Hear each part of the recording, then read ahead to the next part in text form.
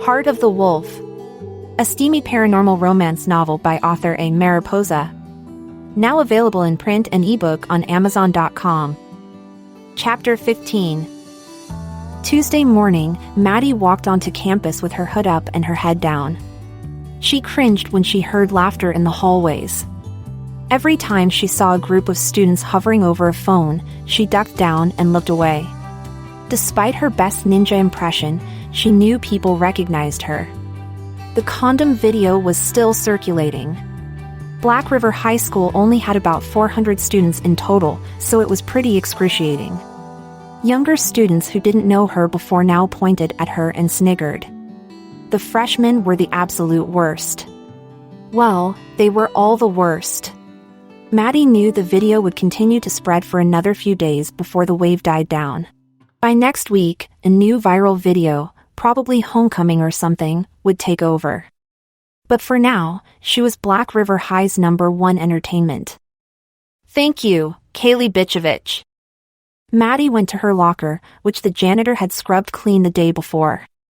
Some of the permanent marker was still visible. She sighed. The P from porn and the S from titties were still noticeable. Someone had written penis connecting the two letters with a ballpoint pen. Maddie rolled her eyes. Maybe she should ask for a new locker. On sudden inspiration, she snapped a pic of the word penis and sent it in a text message to Gareth. She hadn't heard from him last night. She guessed that was okay. After getting home from work, she had fed the dog and finished her math worksheet, then collapsed in bed. Her phone pinged as she walked into homeroom. "What's that? I don't get it." She sent back an eye roll emoji. Then she texted, "It's my locker." "Some kid wrote penis on your locker? Fucking punks." Maddie laughed to herself. She could almost hear his voice. "Yeah, they suck. So how's your day?"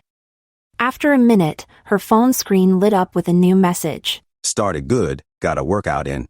Now, just bullshit." She texted back.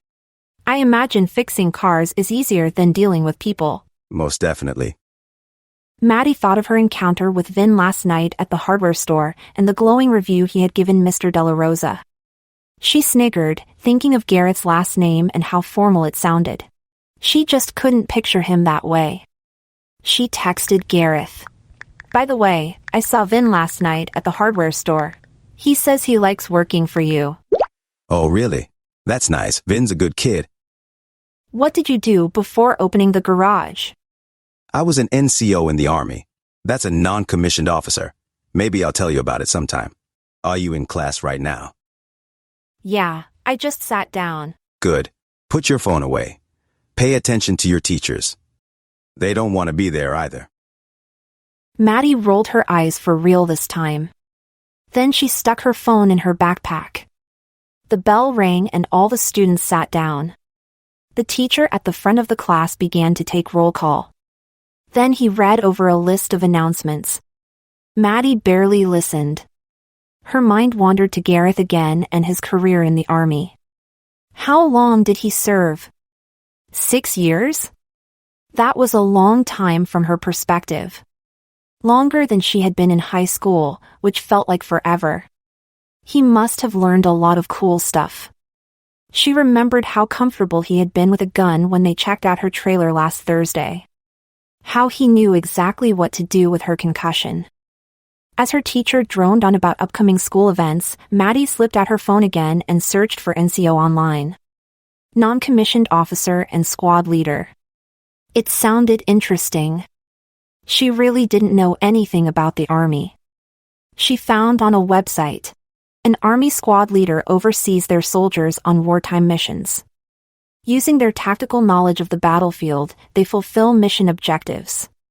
Successful squad leaders are physically fit, mentally prepared, and can lead their squad under stressful situations. They are cool under pressure, with strong leadership skills, good weapon handling, and great marksmanship. Maddie scrolled down the page a bit. She chewed on her lip. Wartime missions? So maybe he was a bit more of a badass than she initially realized? She wondered if he saw a lot of action in Iraq. He was so casual about it. But a squad leader sounded pretty intense. He must be downplaying, she reasoned. She hadn't considered before, with everything else going on, that he might have actually seen some action. The day passed by in a blur. She didn't have work after school, she was only scheduled on Monday and Thursday that week. It bothered her. She needed to remind her boss, Archie Hawkins, that she needed a full 20 hours. He was always forgetting. Sometimes other employees harassed him for extra shifts. It was a slow time of year at the hardware store. Summer projects were completed and the weather was turning rainy. Last year, she recalled picking up a canvassing gig on the weekends to make ends meet. Fuck, that had been a lot of walking. She didn't want to do that again. So she walked home after school. Her steps led her through an old neighborhood where giant, 100-year-old maple trees spread over the street. The yards were overgrown. Moss grew on the rooftops of peeling houses, and broken-down trucks sat in gravel driveways, abandoned. She recognized a big tan house with brown eaves and a covered front porch. A pile of rubber tires sat to the side of the driveway under a cold autumn sky. Beatrice sat on her front porch smoking a cigarette, checking her phone. Hey there! Maddie! Oh hey, Maddie waved back. She found herself slowing to a stop in front of Bee's house. The two girls looked at each other across the front yard. Bee flicked her cigarette, then she pointed to her phone. So? You're having one hell of a week. You're like a celebrity porn star now with all those condoms spilling out of your locker. Do you have any left, by the way? I'm running low. From anyone else, the words would have been offensive, but Maddie felt herself grinning. Bee grinned, too. Maddie flipped her off, and Bee returned the gesture with a pointy black witch's nail. Then she blew out a puff of cigarette smoke like a wizard. You want to hang out for a minute? Sounds like you had a day. My mom's at work. You can have a beer, if you want. I don't drink. Right. I remember now. Maddie felt a sense of relief. It was nice to have an ally. Still, she hesitated before walking up the driveway to join Bee on the porch. She had to take care of Joker when she got home. But maybe she could stay for a half hour. They ended up on a broken-down swing set in Beatrice's backyard. The yard was square and narrow. It slanted downwards to a wobbly wooden fence that ringed the back of the property. On the other side of the fence, ancient beech trees plunged down a hill into a deep gully where a little meandering stream made its way to the Black River. The ground was red with fallen leaves. Beneath the leaf cover, the grass was nothing but weeds, with a few sad tomato plants struggling in the corner of the yard. They sat side by side on the old swing set. Bee wore a pair of Doc Martens she had had since middle school. They were banged and scuffed, and held lovingly together with black electrical tape. She kicked her feet back and forth. Karma's a bitch. Kaylee and those preppy fucks will get what's coming to them eventually, hopefully sooner than later. Maddie tried, but failed to feel better about it all. Kaylee's perfect life seemed untouchable. Hey, can I tell you something weird? Sure, I like weird. I was out walking on the mountain last Saturday, and I saw this big black wolf. A wolf, huh? That's pretty cool. No, like, it led me home. Really? Yeah, it led me through the woods back to my trailer. It even looked at me a few times, like it could understand me when I talked. Wow. You even talked to it? A little bit. Bee was quiet, staring at Maddie with a raised eyebrow. You think I'm crazy, don't you? No crazier than my grandma. And that's a compliment. Didn't a wolf attack those guys who broke into your trailer? I think I saw that on the news. Yeah. I think it was the same one. So maybe this wolf is your guardian spirit, like an angel watching out for you? You know, the mountain hides a lot of strange things. I believe it. You ever listen to the Upriver Paranormal podcast? It's local. I'll share their pick place page with you. No, I didn't know that was a thing. Oh yeah, they get all sorts of people on there. People who've seen Bigfoot, ghost hunters, UFO sightings, all sorts of weird stuff. They just did a podcast on werewolves that was pretty neat. I think they're doing a Halloween theme for the month of October. Anyway, that wolf sounds pretty cool. I hope you see it again. Yeah. Me too. Maddie glanced down and smiled at the grass. She liked the idea of having a guardian wolf spirit. So what else is new? You never really told me about that guy you liked. So does he work at the hardware store? It's not Archie Hawkins, is it? Gross, no. Maddie gasped. Bea laughed. Maddie smiled awkwardly and fidgeted. Right. Last time they talked, Bea asked her about her crush. Maddie hadn't shared any details. But now she felt like she needed someone to talk to. So much had happened over the last 5 days, it made her head spin. Bea seemed like a sympathetic ear. So, we're kind of dating now, Maddie admitted. What? You have a boyfriend? That's fast. Wow, a lot's happened to you since last week. It's been a little crazy, but I wouldn't call him my boyfriend. Not yet, anyway. We decided to take it slow. But yeah. I think we're dating. We're like, friends. So which is it? Dating? Or friends? Spill the tea, who is this guy? Maddie remembered walking in on Bea in the PE locker room in 8th grade. She remembered a flash of bare-ass cheek from the guy who had her pinned up to the wall. The grunts and the groans. Bea had her own crazy secrets, and whatever she said, she didn't think Bea would judge. Still, she didn't want to reveal her whole history with Gareth. Sharing their secret past together felt like a betrayal of trust. It belonged to them. She decided to tell Bea a slightly truncated version of the story. We met at the hardware store. I've had a crush on him for a while. Like how long? A few years. Okay. So you really like this guy? Yeah. Just. He's kinda older. How old? He's almost 29.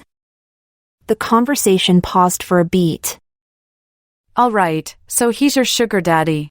For real though, I've heard worse, like I thought you were going to say 40 or 50. Do you have a picture? I want to see him. No, not really. What about pick place? Maddie blinked. She felt dumb. I never thought of that. Bea got out her phone. She was already opening the app. Are you for real? You never stalked him online? Here, I'll look him up. What's his last name? Bea started tapping away with her long nails, her cigarette held in one hand. Search for Gareth Delarosa, Maddie said, spelling out the last name. She looked over Bea's shoulder at the pick place search results. A bunch of accounts popped up, of course. She expected that. I'll sort by mile radius. Bea scrolled through her phone, tapping on options. Then a profile appeared at the top of the list, Lobo Loco 444. Maddie pointed. That's him. Lobo Loco? That means crazy wolf in Spanish. Is he Mexican? Hey, Maddie. It's your wolf. Good one, very funny. I don't know if he's Mexican or not. I think he's from Arizona. He's got these tattoos.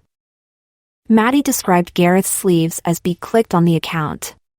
Gareth's profile pic was a photo of a bald eagle taken from his phone somewhere on the mountain. She sucked in a nervous breath, watching over Bea's shoulder as she scrolled through his account. His profile was sparse. The last photo posted was around November last year, so almost a year ago. It was a picture of a new sign being mounted on Jack's Auto Repair. It had 2 likes. Bea started scrolling farther down. In his earliest pic, he was wearing army fatigues. It was from 8 years ago. Maddie barely recognized him. His head was shaved, he had sunglasses on, and his skin was dark tan. He wore a green helmet and carried a big automatic rifle. Behind him was a harsh, flat, arid desert and azure blue sky. Was he in Iraq? Is he a soldier? Okay, that's kinda hot. I love guys in uniforms. That's a big gun, too. Yeah, he was in the army. He said he was a non-commissioned officer. That's pretty cool, so he can protect you. Yeah. Maddie shrugged awkwardly. But I don't see any recent pics of him. Let's check his tagged photos. Maybe someone took a pic of him and posted it on their account. B switched to tags and scrolled down. The first picture showed Gareth in a bar next to a beautiful girl with a bleached pixie cut and ruby red lipstick. His big arms were propped up on the counter, his tattoos visible in the dim bar lighting. The girl looked dressed up for a date. Was this Roxy? No shit. Is that him? He's super hot, and he really doesn't look that old. I'm relieved, to be honest. I thought you were into Mr. Hawkins. Hell no, you really thought that? Hey, I've seen your trailer. You gotta get your lunch money somehow. Shut up, B. B laughed and stuck out her tongue. No shame. I got this follower on Picplace from Iceland. He's like 70 or something. He likes goth girls in Lolita dresses, so I sent him a few pics and he sends me funds on PayUp. That's what you need, Maddie, a follower from Japan or something who's into redheads with big titties. I dunno, B, that's kinda intense. Maddie was barely listening. She was staring at the picture of Gareth, worry knitting her brow. The description under the pic had a bunch of kissy faces and the words, "Love this animal." Maddie checked the date. July 4th? Not that long ago. Who's Roxy girl 25? Roxy. Maddie's stomach twisted into knots. She thought she would puke right there on the grass. So that was her. The girl who called him at Zippy's. Is that his ex? I don't know. But I think I saw a missed call from her on his phone. I'm actually not sure who she is. B squinted at her phone and tried to click on Roxy's profile. Love this animal? Sounds suspicious. Shit, her profile is locked, limited access. Damn this bitch, just let me stalk you. Is that all you can see on her profile? I'm looking now, hold on, there's a few photos that aren't private. Oh man. This bitch works at Ladybug Coffee? What's that?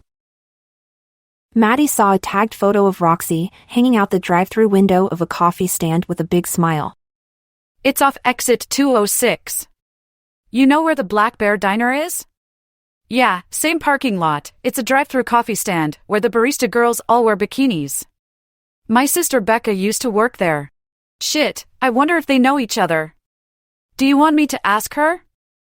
No, it's fine, just forget about it. Maddie felt weird prying deeper into Gareth's personal life. She wanted to hear the truth from him directly instead of snooping around behind his back.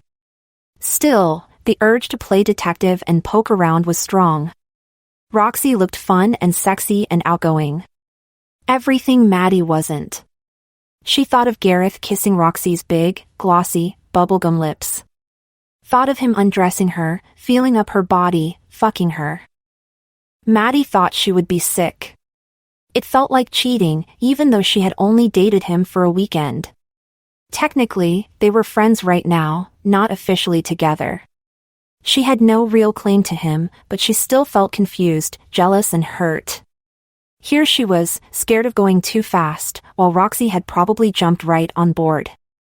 Part of her wanted to send Gareth a screenshot and demand an explanation. Another part of her didn't want to look crazy and desperate. B. Last Friday night, Gareth and I went on a date. And, Roxy called him. I don't think he knows that I know. But I saw her name pop up on his phone. I thought it was weird. Dang. So they're still talking. That fucker. Look, you gotta protect yourself. These older guys think they're smarter than us. Just remember, boys are dumb, we're the smart ones. Now you know about Roxy, he's going to have to explain himself. So when do you see him again? Probably Wednesday. We're meeting up after school. All right. When you see him again, ask him what's up. Who is this bitch? Are they fucking? 'Cause you don't play games.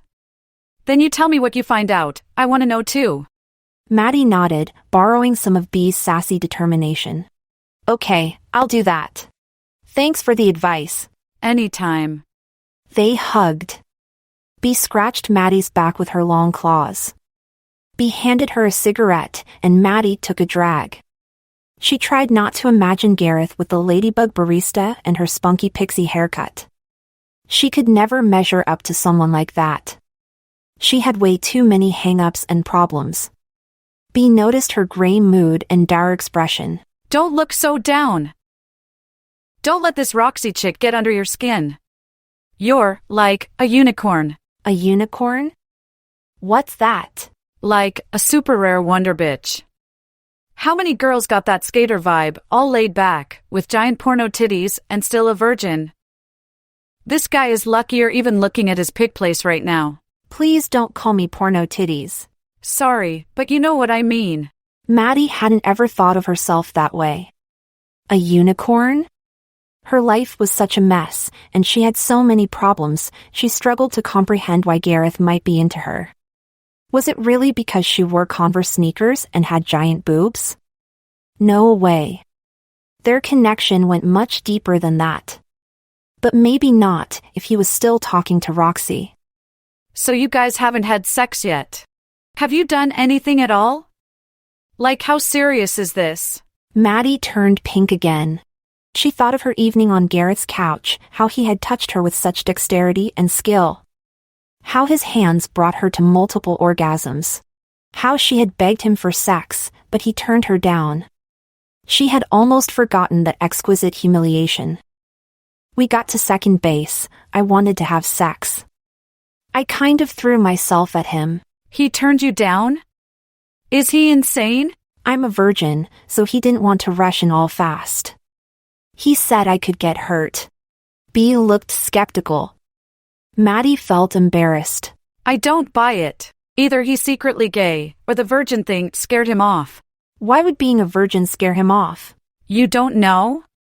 Geez, you're innocent, because virgins are clingy as hell. Trust me, older guys don't want to deal with that. Virgins are crazy emotional, they get super attached. Oh.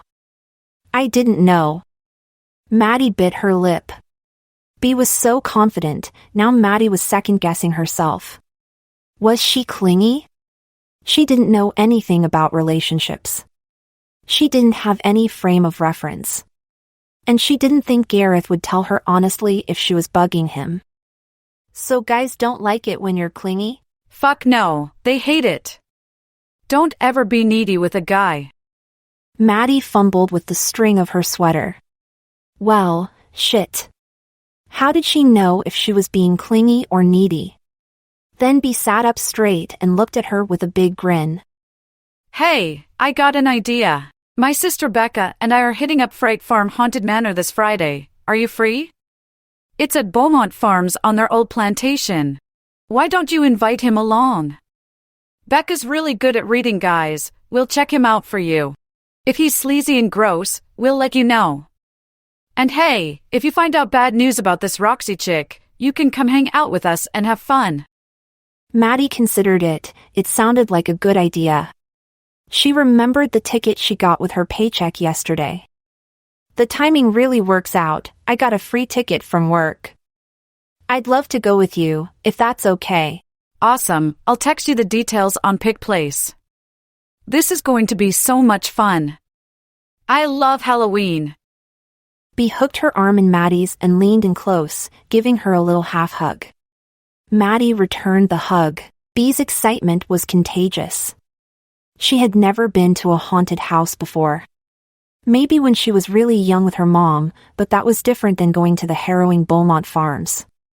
Fright Farm Manor was famous in Jefferson County. All the cool kids went there. And now, at the late age of 19, she would finally get her chance. With that thought, Maddie stood up and brushed off her pants.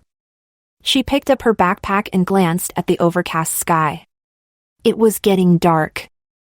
It's been fun hanging out, Bee, but I gotta get home. Yeah, I should do homework.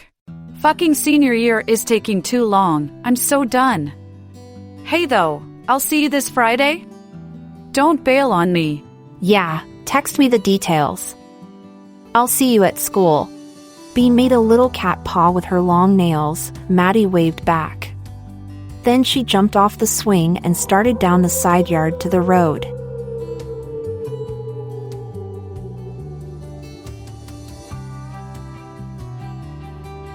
Chapter 16. That night around 10 p.m., Maddie finished brushing her teeth, then she picked up her phone and stared at Gareth's number. She hadn't heard from him since that morning. She wondered what he was doing. She tried to picture him at his house, maybe sitting on his couch in front of his big-ass TV, watching an old Western movie, fresh out of the shower. Or maybe he was at the gym. Or maybe he was asleep. Ugh. She really shouldn't be thinking about him this much. Dean and his friends were still out on the deck smoking cigarettes and gabbing, just like she had done with Bea after school. Except Dean's friends would keep it up all night, getting louder and louder as the beer flowed. They wanted to see the bullet hole in the wall. They cracked open beers and listened to Dean's concocted version of the break-in and the wolf attack. He loved telling stories, never mind he wasn't home when it happened. Since getting home, she had been preoccupied with thoughts of Roxy. A jealous, hard knot had formed in her stomach. She even checked Pickplace again to stalk Gareth's profile. So 8 years ago, he was in Iraq. She stared at that photo a lot. He didn't have his tattoos, but his arms were just as big and the gun even bigger. There was a lot she didn't know about him yet. He had a few pics after that, mostly car stuff. The pic with Roxy was one of 3 tagged photos, the others were just random graphics for events in Arizona from years ago. She felt like an idiot. If she had checked him out on Pickplace sooner, she would have known about his other girl. She sighed. It was no use. She couldn't ignore the Roxy situation. She needed to talk to him about it. The hard knot in her stomach wouldn't let her relax. How was she supposed to sleep with all this anxiety? Her head was practically spinning. She needed to get her truth out. She thought of Bea's advice. With a bit of courage, she started texting. She rewrote the text several times. Reread it. Deleted. Finally, after several minutes, she sent to Gareth probably the longest text she had ever sent in her life. It filled up the phone screen. Hey, so I'm having second thoughts. I don't think we should talk to each other anymore. I know we said we would be friends and go slow, but I don't think you've been honest with me. I don't want to be your side piece. She wondered if he would have the balls to reply. Or if he was even awake. She tucked her phone into her pocket. Then she finished in the bathroom and crossed back to her bedroom. Joker was lying on the floor in the hallway and thumped her tail when she saw her. Maddie scratched her ears. Then she went into her small, dark bedroom and laid down in bed. She slipped under her light blue comforter. The bed was chilly from the cold mountain air. It would take a moment to warm up from her body heat. She closed her eyes, determined to sleep. She forcefully tried to empty her mind. Then her phone buzzed. She saw a response from Gareth light up her screen. Can we talk? Maddie stared at his text for a long moment. It was not what she expected. She didn't really know what to say. Her heart started to pound in her chest. She didn't want to confront him over the phone. That was way too awkward. She suddenly found herself backpedaling, and she texted back. I'm tired, and I'm kinda done talking right now. All right, but maybe I can clear some things up. Maddie took a deep breath. She was very reluctant to talk to him over the phone. She didn't know how to have this conversation, but she didn't think she could sleep without laying the Roxy thing to rest. It was eating her up inside. She wrestled with herself for a moment, then she finally texted him back. Okay, we can talk. Her phone started to vibrate a few seconds later. He was calling her. Shit, this was hard. Maddie picked up, unsure of what to expect. Hey, she said. Hey. Gareth cleared his throat. It sounded like he was chewing on something and had just swallowed. Was he eating dinner? She heard a paper bag rustle and the clang of his metal trash can lid opening and closing. She suddenly imagined him standing over his kitchen sink, munching on a sandwich. Had he just got home from work? Was he working this late? "Are you eating dinner?" she asked. Yeah, just home. You all tucked in? Yeah. Good. So why you calling yourself my side piece? Maddie struggled to stay composed. She needed to speak coherently, not just garbled up emotional nonsense, no matter how much she wanted to unload. "So my friend and I looked at your Pick Place account. I saw the pic from 4th of July. What? I'm never on there. What 4th of July pic? He sounded confused. Shit, maybe this was all a big mistake. A lump formed in her throat. It was at some bar. And I saw the missed calls on your phone at Zippy's. I know about Roxy. She looks like a lot of fun and probably more your age. So you should date her. Just forget about me. It's not cool you strung me along like you did. Thanks for all the help. You really saved my life after the break-in. But you don't have to keep after me like this. I get it." Gareth was quiet. Maddie had no idea what he was thinking. She wondered if he was going to hang up the phone. She kinda wanted to hang up before he got a chance to respond. This was agonizing. All right. I'm on Pick Place, but I can't see the picture. I don't know how this app works. Maddie rolled her eyes. Does it really matter? I want to know what pic you're looking at. Why? Are there more you're trying to hide? No, Mads, I'm not trying to hide anything. He paused for another long moment. Fuck it. I can't figure it out. Look, forget the app. I haven't seen Roxy since the 4th of July. Yeah, we went to a bar. What do you want to know? Are you still seeing her? No. Is she your ex? Not really. What does that mean? We never dated. We just kept it casual. So she's a fuck buddy? Sure. Fuck buddy, I guess. I don't like calling people that. We just messed around a few times. Maddie didn't know how she felt about that. She was still a virgin. Sex was still a big deal to her. So you were just friends? Kind of like us? No, nothing like us, Mads. B thinks you're still fucking around with her. Who's B? She's my friend. So do you have a lot of different girls you hook up with? Are you a player? Shit, no, Mads. That's Hollywood. I'm not like that. Roxy knew it wasn't anything. I told her that up front. Maddie bit her lip. She closed her eyes for a moment and took a breath. What we got is different, Mads. Roxy never came over to my house, or my garage, or met Vin. I offered for you to move into my house to get away from Dean. That's more than I'd ever do for Roxy or anyone else. I get that you need to go slow and just be friends right now. But that doesn't change anything between us. Maddie bit her lip. Damn, he was making sense, but this was hard. So you're not seeing her? No. I cut things off. She called your phone that night at Zippy's, so I guess you didn't cut her off that well. Yeah, well, it's been months.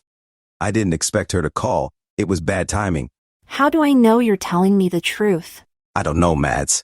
You gotta trust me. Why would I lie to you? Maddie took a breath. Trust was not her strong suit. She could sense Gareth's frustration over the phone. She could almost see him run his hand through his hair. He let out a deep breath. She had to take him at his word until she got to know him better. But that was hard for her to do. Her mind returned to Roxy and she tried to stave off another surge of jealousy. Maddie remembered that 4th of July holiday from earlier in the year. She had worked that day and earned double time. Then she walked home, watching the fireworks blast off over Black River High's football field. She was exhausted, but grateful for the money. So that very night, he had fucked some girl? It didn't seem fair. How long were you two together? We weren't together like that. We hooked up a few times. For how long? I don't know. 6 months? Off and on? I didn't see her a lot. Maddie tried to remain calm. That's a long time. 6 months sounds pretty serious to me. Well, It wasn't. I cut things off when she tried to get closer. Maddie gnawed on her lips. Right, what about now? Is she still calling you? She texted last Sunday, but I blocked her number. Maddie sat for a moment and processed everything. Look, Mads, I know we've had this thing between us for goddamn ever, but I couldn't do anything. You were too young. You get that, right? Maddie had never heard him speak like that before. She felt her hands tremble slightly on the phone. Yeah, she was too young, and his explanation made sense, but that didn't make it easier for her to trust him. He repeated himself. You get that right, baby girl. You were too young. Yeah. You probably felt like you had dibs on me this whole time, right? Yeah, actually I did. Well, I'm all yours now. I don't have time for two women. That auto shop is my life. I mean it. Roxy and I had nothing serious. You're my first girlfriend in a long time. Maddie wavered. Girlfriend? We're still figuring that out. Sure we are. How long since you last dated anyone? I don't know. 6 years? Maddie thought about that. So, he hadn't dated anyone since before he moved to Black River. That was a long time. She reminded herself that he was older than her, and sex for him probably wasn't such a big deal. Maybe the Roxy thing really wasn't serious at all. She shouldn't be surprised that he had a casual hookup. She wasn't dating Gareth 6 months ago. It's not like they had some secret arrangement. So Roxy Booty called him last Friday night and he blocked her number. What else did she want? I'd prefer she didn't exist at all, Maddie thought, feeling petty. You doing all right over there? Maddie realized she had fallen silent again. She wasn't used to expressing herself like this. Communication wasn't her strong suit. What's wrong, Mads? I want to be the only girl you think about. You are, I promise. You don't gotta worry about Roxy. I never think about her. She's gone, baby girl. Don't worry about that. You and me, what we got, that's something totally different. It's real. You have no idea. Maddie clung to the phone, feeling an emotional lump lodge in her throat. Well shit, why did he have to go and say stuff like that? He'd done more for her in the last 4 days than anyone had since her mom died. I'm sorry. Don't apologize. You did nothing wrong. Yeah, but I checked your phone at Zippy's without telling you. That's, not cool. I don't care about that, Mads. Just so long as you're all right. Maddie heard her stepfather's heavy footsteps pounding down the hallway as he went to the bathroom. She shrank down beneath her covers, her pulse quickened. She didn't want Dean to overhear her on the phone. If he caught her talking to Gareth, she was scared of what he might do. Probably break her phone or throw it in the river. What is it? It's my stepdad, hold on. Gareth paused. Then he said, You sound scared. I just don't want him to hear us on the phone. Maddie turned her volume way down. Her bedroom door was almost directly across from the bathroom. She heard her stepdad pause outside her door for a bit longer than seemed necessary. Shit, was he listening? This was totally new Dean behavior. Since when did he give a damn about anything she did? I have to hang up. I'll text you. Then she ended the call before Gareth could answer. She waited for a breathless moment, hoping her stepdad hadn't overheard her little whisper into the phone. Then she heard the bathroom door open and close. The fan turned on. She sighed. Her phone pinged. Gareth was texting her. You okay? Yeah, it's fine now. Need me to come over? No, please don't. He'll be pissed if you show up. He really doesn't like you. So he doesn't approve. Maddie hesitated before texting back. He thinks you're too old for me. Yeah, I'm sure that's the reason. Maddie sighed. If she told Gareth about Dean's threats, he would probably lose his shit. She could see that situation quickly escalating. I feel better about the Roxy thing. Sorry I didn't trust you, she texted. Stop apologizing. You're fine. You still want to do the driving lesson? Maddie stared at the text in surprise. She blinked. She hadn't considered canceling the lesson, though if the Roxy conversation had gone differently, she might have. Yeah, for sure. I'll pick you up from school at 3 p.m. tomorrow. Usual spot. Bring your permit. The usual spot? They had a usual spot? She put the phone down for a moment and tried not to squeal quietly into her blanket. Then her phone pinged again. You should go to bed. It's late. Maddie chewed her lip as she read his text message. An annoyed, rebellious part of her wanted to tell him to fuck off, but it was nice, actually, having someone take the reins and tell her what to do for a change. It gave her a sense of relief. She wasn't doing everything alone. With the whole Roxy thing sorted out, she felt closer to him than before. She hadn't realized how much those phone calls at Zippy's were hanging over her head. She finally texted back. Okay, I will. Good girl.